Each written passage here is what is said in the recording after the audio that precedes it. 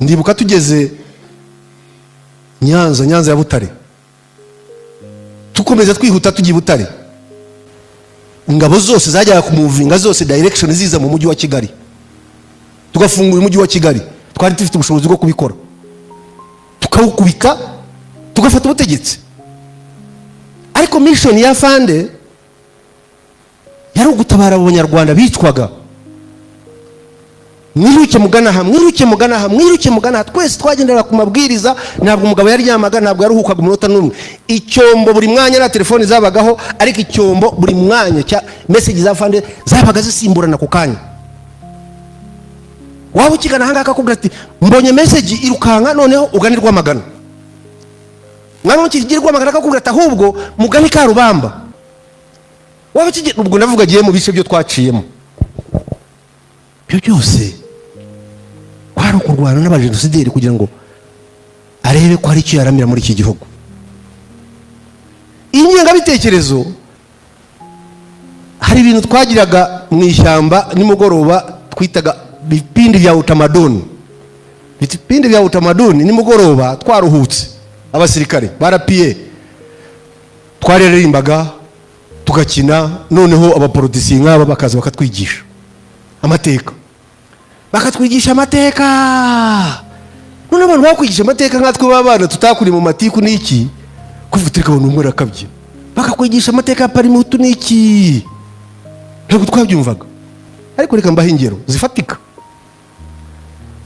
Tugeze dukuyemo ikigo cya Gabiro, tugeze Gatsibo hariya, umuntu atambuka cy'imbere yiruka, umwana w'umusirikare yibeshya ko ari haduye, ararasa. Arashe dusanga n'umudamu isasu ryamufashe nk'aha ngaha riti. None wa musirikare namukubita cyane. Nabwo tafanda ati namurasha accident, ari nabwo nabimenye kwa ari umusivili. Ariko arangira ngo atereka Fanda ati urankubita utya, ati yewe uzi ko naba n'uyu nguyu murasha accident ari kandi abayeho, atari kuzi ko aho tujya nta muryango wanjye n'ubusange. Igisirikare kiri aho ngaho, urumva natwe imyaka twari turimo iriya myaka ga n'imibi, myaka 28 9, uri umusazi nawe. Igisirikare gavuga iki ni kiginga gusa nta bwenge gifite iki, kira tundoke dukorukiye aduyi. Tugera ahantu hitwa Kiziguro, turwana kuva mu gitondo. Kiziguro hariya hari mu nzi z'abarundi, abo bantu bisha abantu bamaze abantu hariya Kiziguro. Nuko twakaje ubwo impunzi zahunze zagiye, tuhasanga abasirikare bari Kiziguro bahunze Gabiro. Uwitwa Colonel Nkundiye yaje operation headquarters yazishyize Kiziguro. Turwana kuva mu gitondo, kuva ngira ngo twatangiye kurwana nka saa 2, twabakura saa 12 za nimugoroba.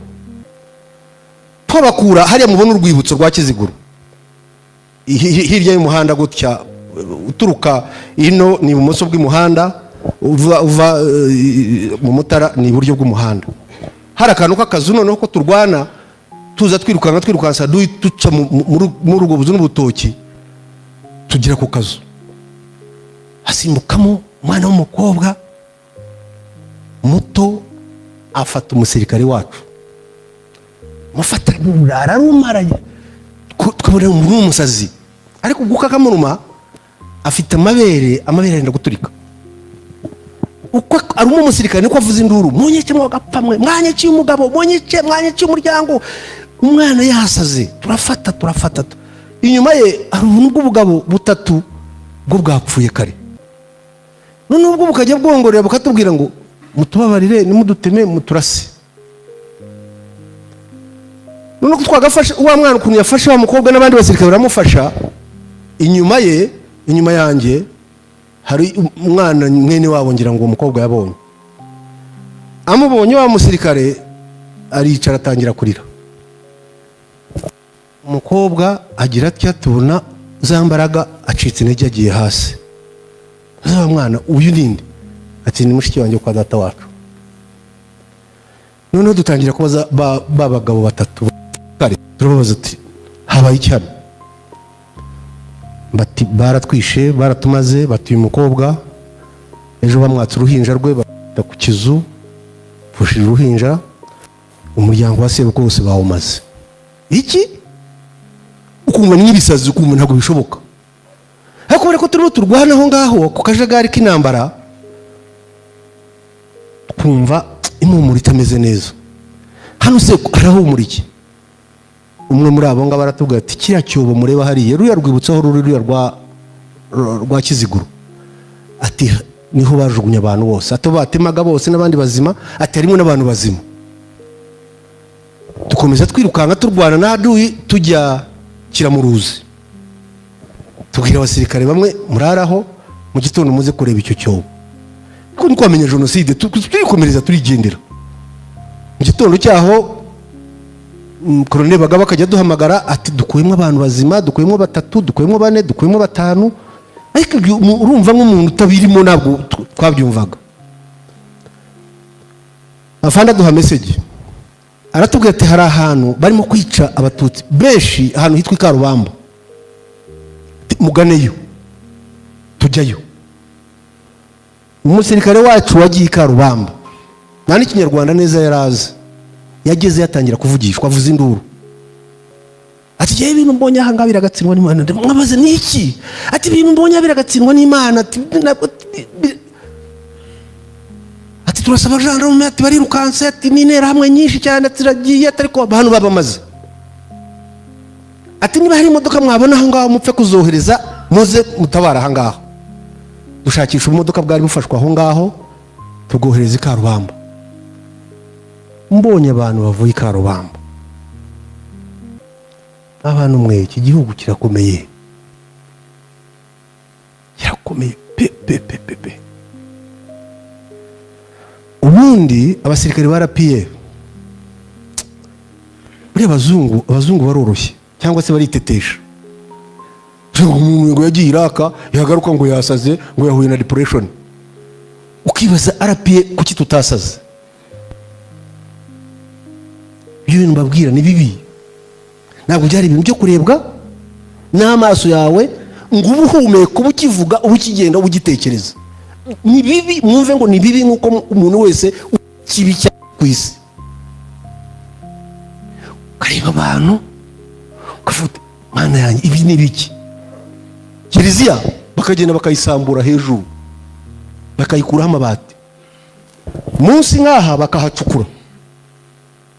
bagacukura aho mashini gani ziri za mitarayezu bakazinyuza munsi y'itafari hasi ku buryo abantu bari bagiye mu Kiliziya bose barwanye bananiraniyemo kugira ngo babakuremo rero bacukura imyobo imyenge myinshi bagacishamo za mashini gani zipepeta hasi bakuraho amabati hejuru bakarupingamo za grenade abantu barashira muri Kiliziya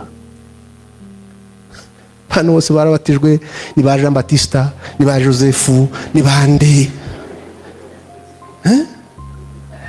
muri Kiliziya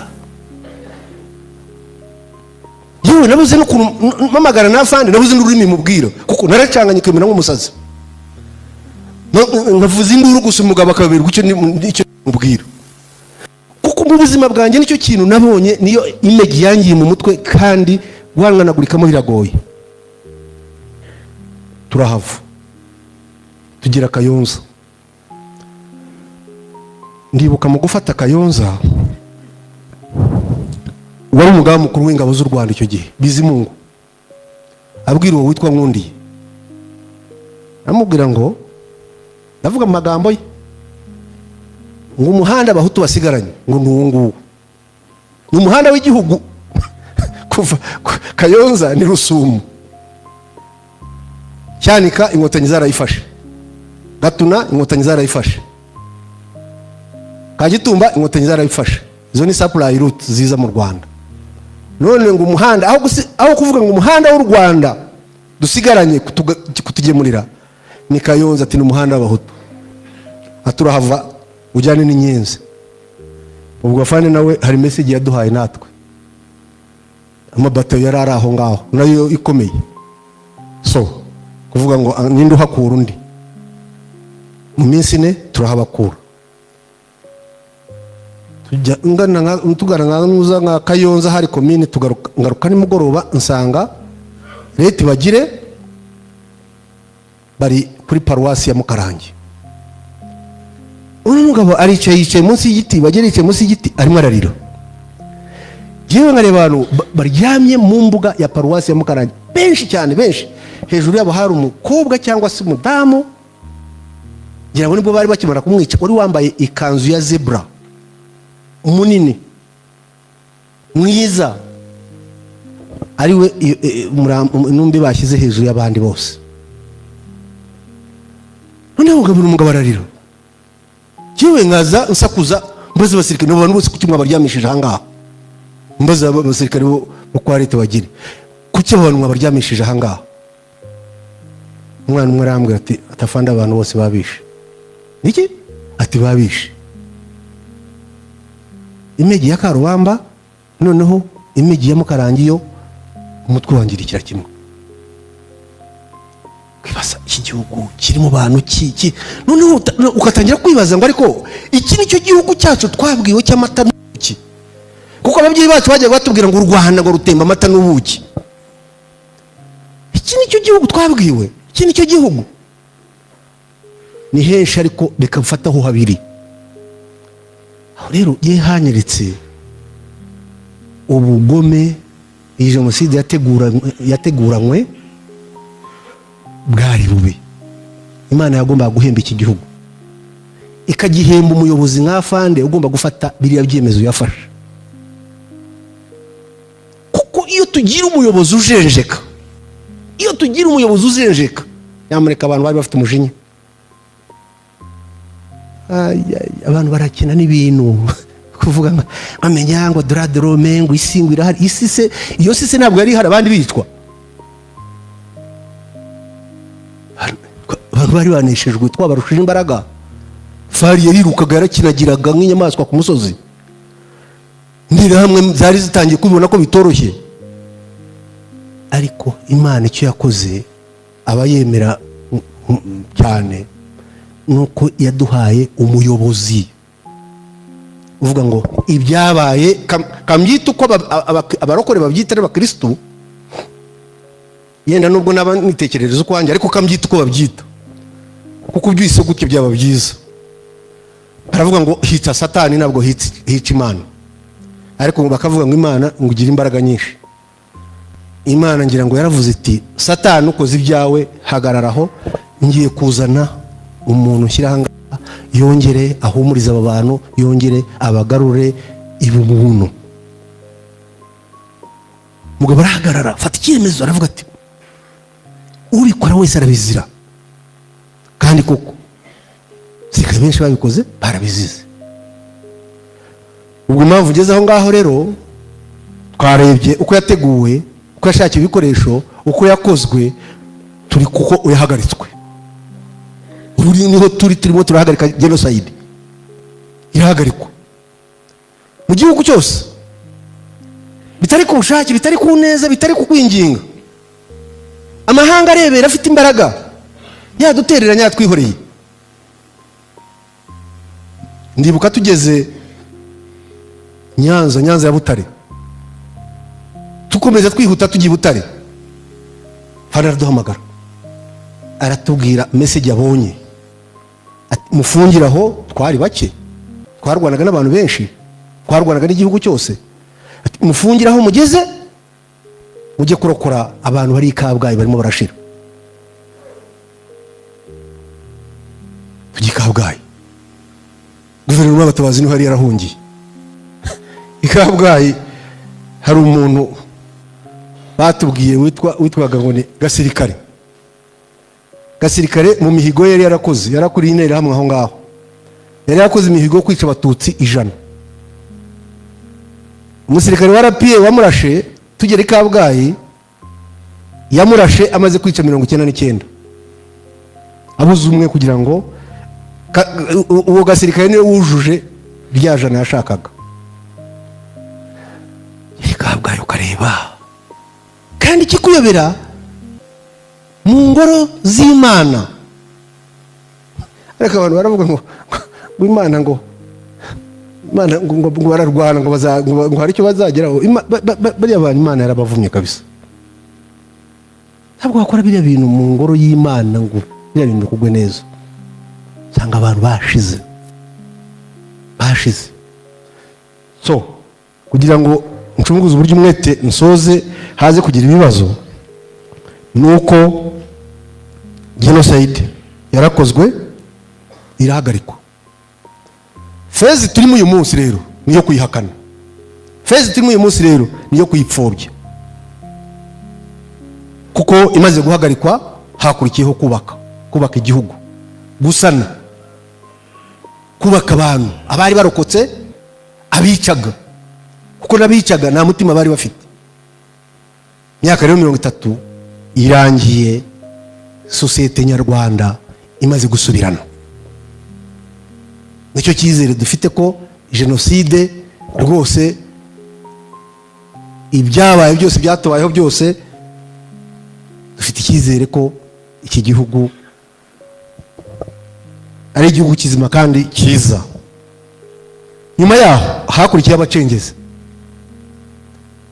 Niba mwibuka neza hari aka audio kigeze ka video kigeze gucaho, abacengezi bari ahantu hitwa Kamanyora bitoza bambaye mashara n'ibindi, ndetse haririmbwa n'indirimbo yavuze ngo rwigero runsubize. Ako kanya ngo bagomba kugaruka bakaza gukomeza genocide. Ariko fandi yarababwiye, niba mwibuka, hari imirongo yajyaga ducira kera. Mwese twese twabaye abana twajyaga dukina, keretse abasirimu b'iki gihe. Abana bacu bavukira mu mujyi nibo batazi ibyo, ariko umuntu wese wavukiye mu cyaro, kandi majority bari ahanga mwavukiye mu cyaro, ari imirongo yindi twajyaga duca, renga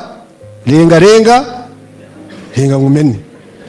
So kuva muri 94 bagumye kuri renga, aho bagumye hungaho. Nabwo hariya kuri uriya murongo utukura wafanda akunda kuvuga, ntabwo bigeze bawutambuka. Kurinda uwo murongo rero icyo byafashije mwebwe bato mukaba mwicaye hano uyu munsi mutanga umusanzu ku gihugu cyanyu, mukaba mwarabyariye u Rwanda. Kurinda uwo murongo byaduhaye kuba namwe aho mumaze kugera, mumaze kuba abantu basishora, bareba, bazi ukuri. Uwo murongo rero cyakenewe kuwurinda kugira ngo namwe abo mubyara, kuko twebwe ubu cyiciro cyacu nicyo kurindwa. Muzi ko mu Kinyarwanda abaho ndinda dawe ndinda mwana. Ubu twebwe kigero tugezemo nuko babwira ngo ndinda mwana, muturinde sasa, kandi kuturinda no kurinda wa murongo. Ariko ni mutawurinda tuzakuroringa dukambakambe tuwirindire. No abangaba tera bwoba gusa. Jobu ndafande yarababwiye ngo ni za balloon, ngo you just need nuzuga tumuraho bigapfumuka. Ibigambo byo kujya guhuragura ibiganiro, tugiye gufata u Rwanda so rufata ni ihene. Iki gihugu kikiyowe n'afande iki hari abakibeshyaho, bazakibaza babigerageje. Barabigerageje, bacengeze bari bafite imbaraga, bafata Gisenyi bagera hano ku kirenge aha ngaha, ntabwo mubyibuka. Ariko cyabakubise ntabwo bakize. Kandi icyo gihe twari tugikoresha ingufu gusa, kajya kugushaka imbunda, kajya kuringa, kwereka duyi ngo ari hari. Ariko ibigezweho uyereka yo gusika kwereka uti aha ngaha nta duyi, wowe ukarekura gusa.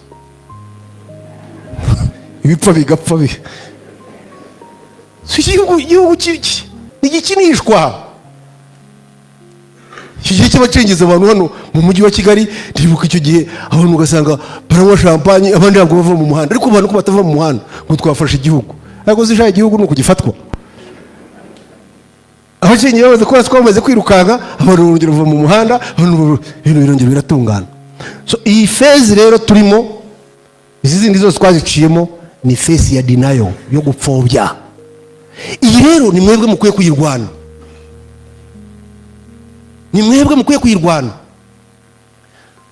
hari amagambo afande yavuze ashyingura bajize jenoside yakorewe Abatutsi. Ryambere niba rarivugiye mwurire, niba ari Rukumberi hamwe muri aho sinibuka, ariko hari ahantu yavuze ko iyi si nta mbabazi igira. Iyi si tubamo nta mbabazi igira. Waba ukunda umwe muri abo bayobozi, waba ukunda, waba unyanga, ariko ufite inshingano z'iki gihugu, kandi inshingano z'iki gihugu ni uko dutekana. Mwimagininge iki gihugu cyongeye kikagira umutekano muke, buri muntu wese akabona urwaho undi haba iki, akubona urwaho, ndakuzi ko wanyiciye wamariye umuryango, ariko amategeko n'umutekano bitekanije iki gihugu bituma nagukoraho. Uzi ko umuntu yahunga kujya gushaka duyi akabanza gushaka wowe, akavuga ati ariko najya gushaka duyi, uyu nguyu arahanga nabaje gushaka uyu. Ariko bira ko igihugu gitekanye uyu munsi nawe wabitekereza. Mu nyungu ya buri umwe twese ko turi ahangaha rero kugira ngo nekane nawe utekane. Wari ushaka nubyuka mu gitondo ukambona uruma amenyo ubugune nunde buvuga uti kanirindira ishyano narireba muri iki gitondo rikanera icyaha, urebe iriya, ariko uraza kugenda bwire ubeho neza, bwongere buke ubeho neza. Ariko nundebe ukaza ushingikiye amenyo arashiramo, amenyo arashiramo. Mwiki rero iki gihugu mukigumane, turwane n'aba bajenosideri bapfobya babaye benshi kumva, ntanubwo na benshi, ariko za social media bajyaho umuntu umwe akuraho abantu ukagira ngo ni ibitangaza byabaye. Yeze kubwirwa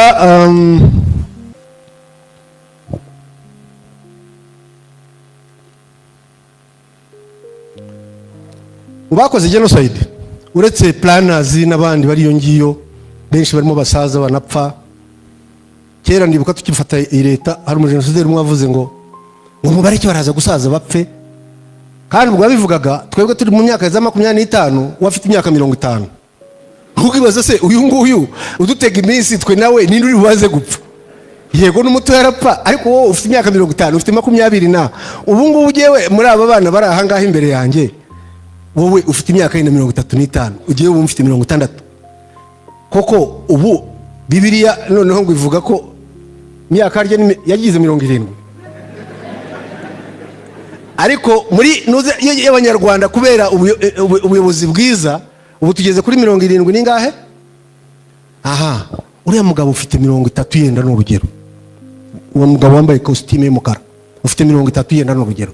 Giye mfite 60. Usigaje ufite inyongezo ngari yo kubaho muri iki gihugu ninde? Si wowe? Nukwiye kurwanira iki gihugu. Ntabwo ari igihe ugiye gupfa mu gitondo. Giye nshatse navuga nikasahura ibyanye n'ubundi sigaje igihe gitoya cyo kubaho nipfire. Ariko uracyari umujyambere.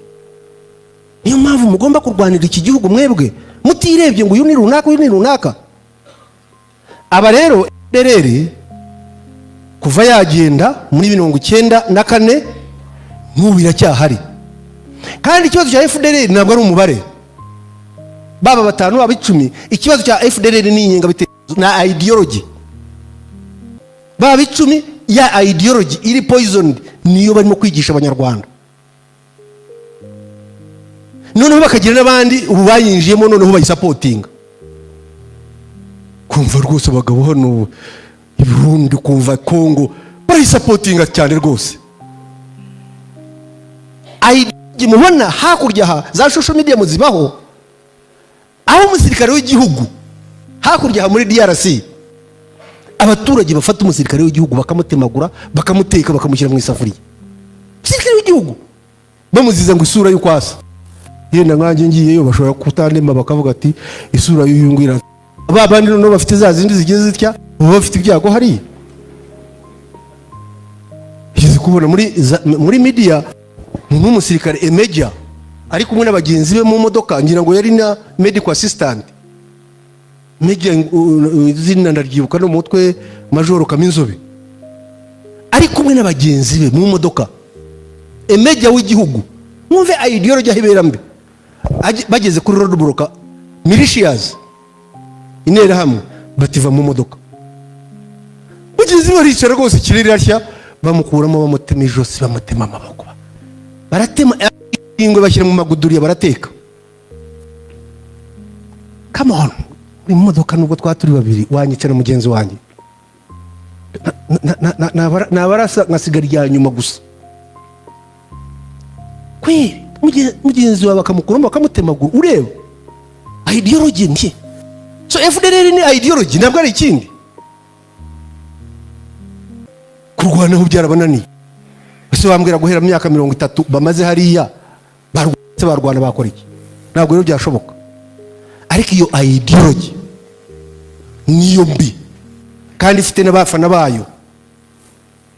Amahirwe rero tugira nuko tugira umuyobozi uturema akadukora, katwereka umurongo, kadushakira ibyangombwa byose tukabasha guhangana n'ibyo. Iyo mvuga ntabwo mvuga bya bingabo cyangwa inzego z'umutekano, ndavuga mwese, kuko mwese arabarema. Murize bakoze kose zitandukanye, mufite ubuhanga butandukanye, ubwo buhanga nibwo mukwiye gukoresha. Iki gihugu ejo mwagisigarana umwe muri mwe, abandi bazahitamo bati tuyoboreye, agasigara mu gihugu kimeze gityo. Tumaze imyaka 30 nta mwana n'umwe w'umunyarwanda wavutse muri icyo gihe uhagurutswa mu ishuri ngo yuri runaka. Tumaze imyaka 30 nta munyarwanda n'umwe ufite imyaka yo kubona icyangombwa ugera kuri bariyeri ngo umuntu arebe mu cyangombwa cye arebe ubwoko bwe. Tumaze imyaka 30 nta kadugudu na kamwe karatwikwa kazira abagatuye abaribo. Tumaze imyaka 30 nta muntu urapfa azira ubwoko bwe. Tumaze imyaka 30 iki gihugu kitavogerwa. N'urukwavu ruvuye mu kindi gihugu rugahungira muri uru Rwanda kugira ngo rukurikirane ujye kugira icyo rukora, ubanza kubona icyangombwa cyo kurukurikirana. Ntabwo ari nk'ibya kera abantu bahagurukaga bakaza za 70 na kangahe, abarundi barahagurutse hariya ku mupaka Nemba, baraza bashinga baroni, baravuga ati aha ni iwacu. 73 ngo Habyarimana aravuga ati kubera ko deta twakoze ubu abarundi barashaka kuturasa, igihugu rakireka ahantu barahika barahatwara. Umugabo witwa Idi Amin azana za migi ajya kwirebera inshuti ye Micombero Bujumbura, araza without any permission, arandinga Kanombe airport. Abuzirika barahunga, abantu bose bajya kwirije bati indege za Amin zaje. Tumaze imyaka 30 ni rukwavu yo rwinjiye hano ruvuye mu gihugu kugira ngo uzajye kubisabira uburenganzira. Kwesuzugura se bagakura he? Kera bajyaga batubwira ngo ukuntu Mobutu na Habyarimana bajyaga mu kiyaga kuroba bishimye. Noneho Habyarimana araroba. Of course u Rwanda buriya ni urwa mbere muri bintu byose. Arobye aba DSP baravuga ati subizamo ifi ya grand frère ntabwo irazamuka, banza usubizemo. Noneho twimagininga uyu munsi uwo mukino ubayeho, afande ari hariya usibye wenda kujyamo ko wamugora, ariko twimagininga ubayeho koko byakunda ko ifi yindi yazamuka y'u Rwanda itarazamuka. Mu gisirikare ari byo twitaga amatunda. Matunda ne sinzi uko nabyita mu Kinyarwanda. Ibyiza mu Rwanda bakavuga ngo matunda yako mbere, ibyiza biri hehe? Biri imbere. Nyuma ya jenoside hari ibyiza twabonye.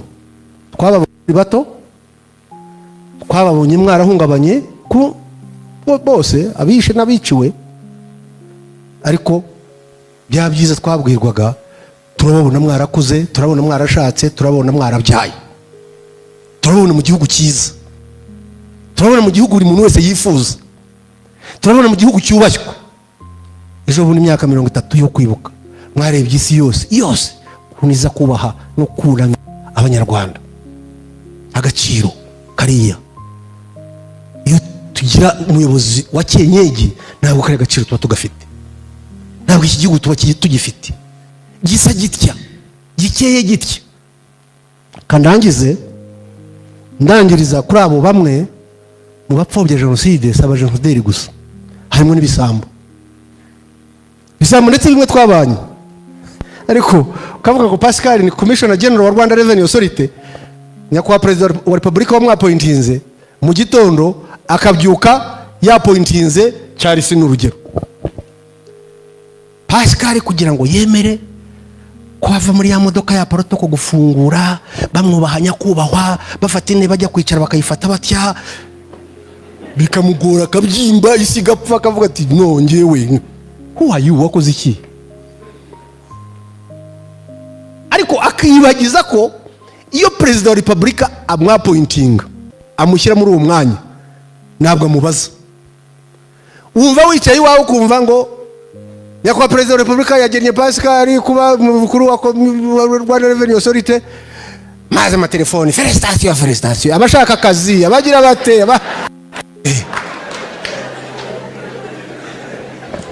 ya radiyo yabivuze, wa mukuru w'igihugu agushyiraho niyo yongera kuvuga ngo ibingira yagiye kuyobora Rwanda Revenue Authority. Niba Pascal batavuze aho wagiye, ubwo naho wagiye nyine, genda ujye mu rugo ujye kwicara.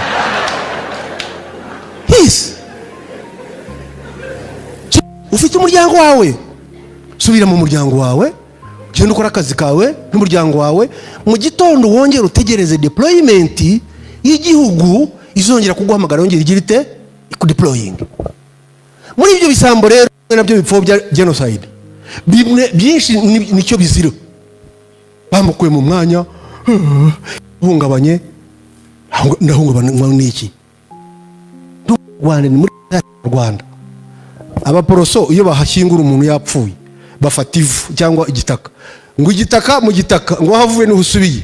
Tuza ahangaha twese dufite aho tuba twaravuye, dufite uhadukura kandi dufite uhadusubiza.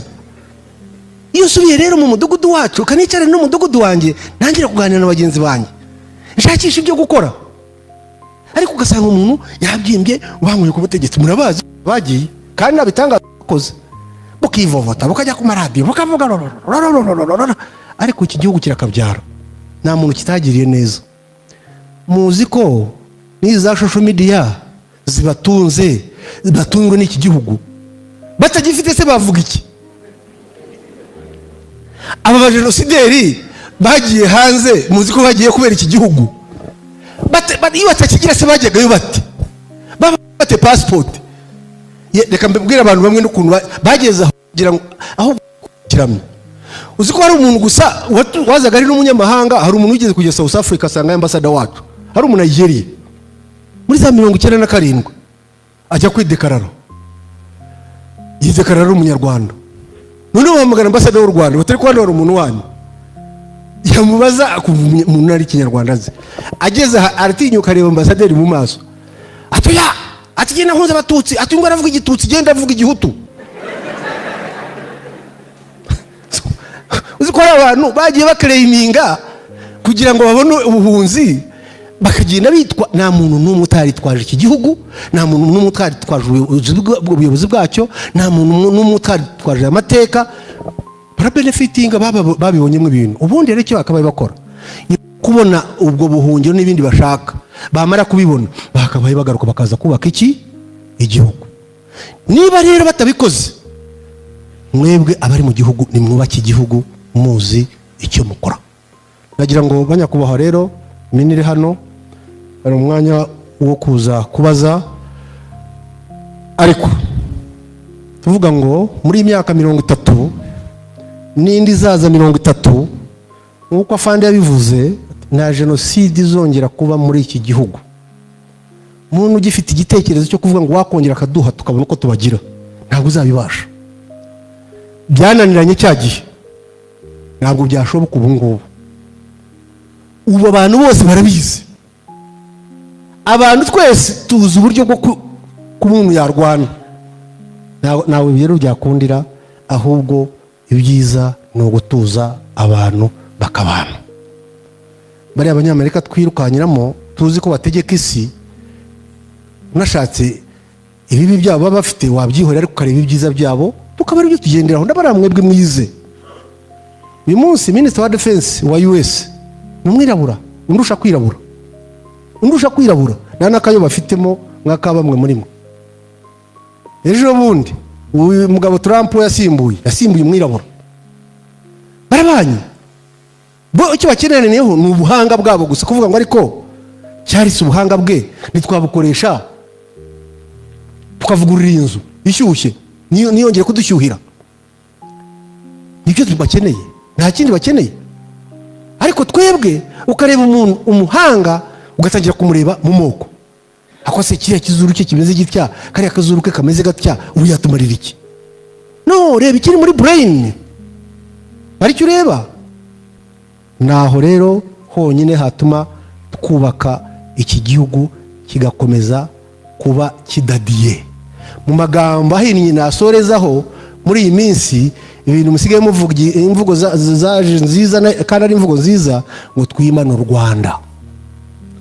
bantu batoya ni mwimane u Rwanda, mutirebye ya wa mwanda w'amoko. murabona RDF kuntu ijya yimana u Rwanda, iyo turwana twebwe RDF y'Rwanda ntabwo ureba izuba, namwangalia mwenzi yako, niba usumirijwe ibumoso bwawe ukamubwira tambuka nkubitira ibumoso, niba ari iburyo wasumbirijwe tambuka.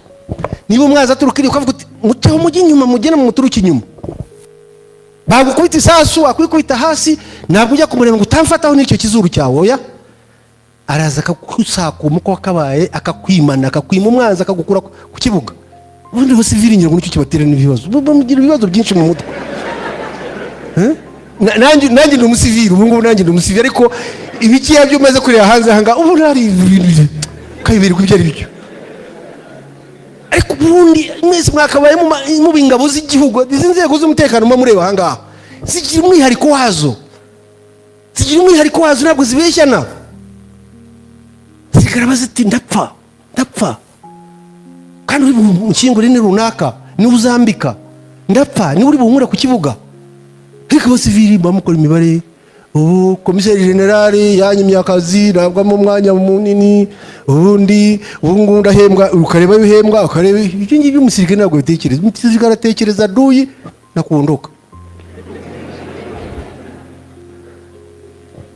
ariko birimo biraza kubera ko aho babatwariye mu matorero, abantu mukajya mu itorero kujya kwiga, havayo ibintu byiza. none ariko mutabyumva nabi ngo mwumve ngo no gusuzugura abantu.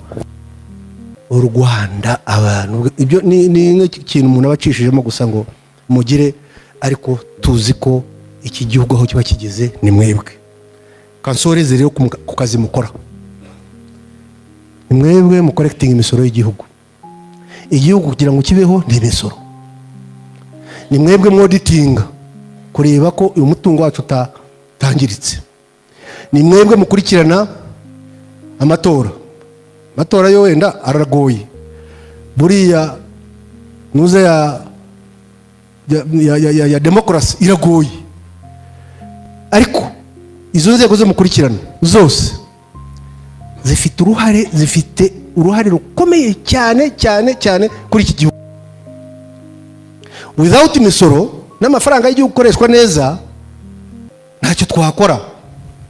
ubuse nk'u Rwanda rwakaba ari iki? mwarebye aba bagabo bari hakurya ahangaha Kongo, mwakagenda kazana ibidege, kazana ibifaro, akamurika. buriya rero abanyabwoba ntibatana no kumurika, ibidege bikigira bityo abantu bakavuga ati turashize. ukavuga ati turashize. ariko ka Rwanda kabona umukorekitinga ahangaha, Rwanda Revenue Authority no kwa Auditor General mu controlling, just kubera ubuyobozi bwiza hakagurwa akantu kamwe, byose byaza bityo, byose bikarangira ugaceceka. kandi cyiza cyo tuzi ku banyarwanda, aha twahuye umuntu ku wundi muri za metero 25 nubwo wagira ute, aho ntabwo ukoraho. so ibyo rero ni mwe umutekano w'igihugu ukarindwa hariya, tukagira development mu gihugu, imihanda igakorwa, amavuriro akubakwa, amashuri akubakwa, ibintu byose tureba, iyi suku tureba, ni mwe nimwe kubera ko ntabwo muryama. Kandi abanyamanyanga muri twe bacuruza mu Rwanda nabo ni benshi, abagavuzi b'ibisambo nabo barahari, ariko hose mukagenda. So musabwa rero nk'abakozi b'ibi bigo, murasabwa rwose ubwo bunyangamugayo kongera kubukuba inshuro, kuko nimutabukurura murabyaye, muracyafite abana batoya bakeneye kurerwa. Nimutabarera neza ibi bihugu ntabwo bizabakira, nyamara ibihugu biragenda bihinduka, mu birebe neza. Ahiza muzaba forced guca muri za nyanja y'amata ababirinduremo. Amahanga nayo aragenda areba ikibazo kugiyera gikomera, buri muntu akwiye guhagarara ku gahugu ke akakubaka. Ngo bakiriro mwabyaye, ujya kureba ngo ndagaburira ibingira, urangaburira iki se? Hingira sigari ubusenge bingana iki? Za pressure ziba zarazamutse, indwara zitandukanye ziba zaraje, na sukari nyinywa, nta nyama nyirya. Ibyo nibyo abanyarwanda bakunda. Ibindi byose bajya kubirya bati gute, bati pressure, bati biki, none ugasigara cyayi mu karu gusa yonywa. Ubwo si yo ngiyo niyo ureba ibingira, ariko wireba bari inyuma, bari hasi yawe, bari bureba. Icyo nicyo cyatuma, niyo somo twakura mu byatubayeho no gukomeza kubaka. Mureke dufashe umukuru w'igihugu cyacu, aravunika pe. Bamwe muri twe turamuzi, n'abayobozi babana nawe iyo bafashemo nabo baramuzi. Ibyo nibyo bizadufasha tukubaka igihugu cyacu. Turahukanye umuntu bateguye yenda byinshi byo yavuga, kuko amateka y'imyaka 30 ntabwo yarangira nonaha. Ndeka abanyacyubahiro muri hano, minire hano, ndetse master of ceremony nabonye hariho kuza kungurana ibitekerezo, noneho namwe tubahe urubuga twumve ibibazo twaganishaho kugira ngo dukomeze twubake igihugu cyacu. Kugira ngo mukomeze mwihangane, kababaro karahari. Iki gihe tukigezemo cy'iminsi 100, hari abonzi muri mwe ahangaha, iyo bibagezeho byongera kubyutsa ibikomere bushyashya. Nazi cyoroshye aho kugira ngo rero mugenzi wawe ujiginywe cyangwa uvuge ngo ari ipfusha ubusa, hangane umubwire uti more inshuti yanjye, komera. Ibyo nyine birahagije, utambuke ahandi dukomeze twubaka igihugu cyacu. Murakoze cyane.